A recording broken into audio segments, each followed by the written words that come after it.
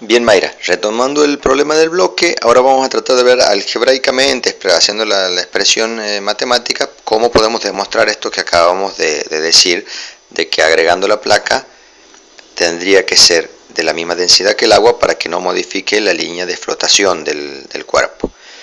Entonces, inicialmente vamos a decir, le vamos a llamar empuje inicial a la condición inicial sin la placa y final a la condición con la placa. Entonces el empuje inicial va a ser el peso específico del agua por el volumen del cuerpo que está sumergido, ¿verdad?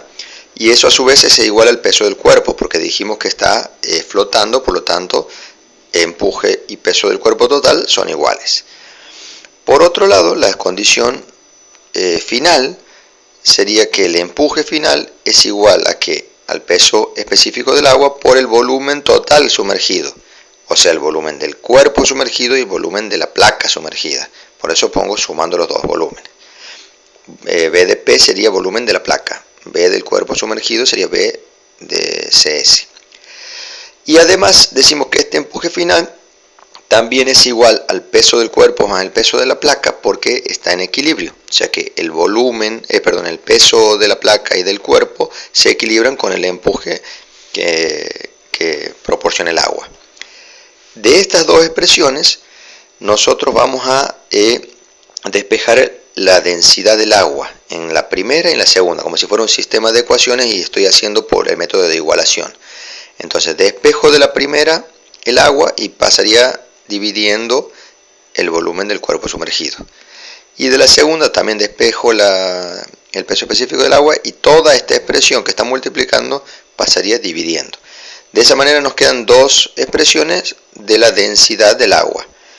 ¿Qué hago? Igualo los segundos miembros de las dos. Igualando los segundos miembros queda una expresión de este tipo. Y aquí aplico las propiedades de las proporciones, la propiedad fundamental que dice que producto de extremos es igual a producto de medios. Y voy distribuyendo el peso del cuerpo por volumen del cuerpo sumergido, peso del cuerpo por volumen del cuerpo. Aquí volumen del cuerpo sumergido por peso del cuerpo y volumen del cuerpo sumergido por peso de la placa. Una vez que queda distribuido, vemos que hay dos términos que son iguales. El peso del cuerpo por volumen del cuerpo sumergido aparece en los dos miembros.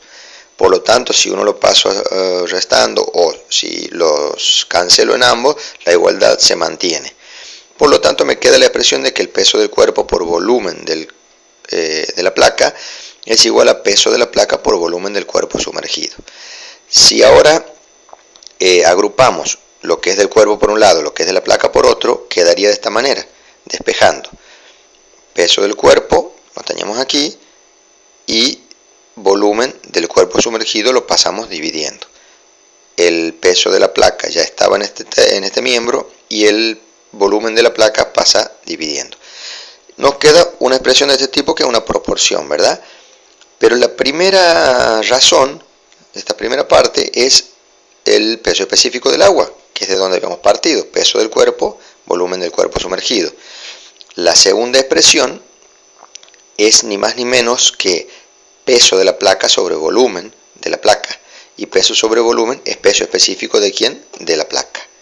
Entonces aquí podemos ver que el peso específico del agua, que sería la primera razón, es igual al peso específico de la placa. Si los pesos específicos son iguales, las densidades son iguales y es lo que nos hace decir que la opción B sería la correcta. Bueno, Mayra, un abrazo, espero te sirva. Cualquier duda me preguntas de nuevo.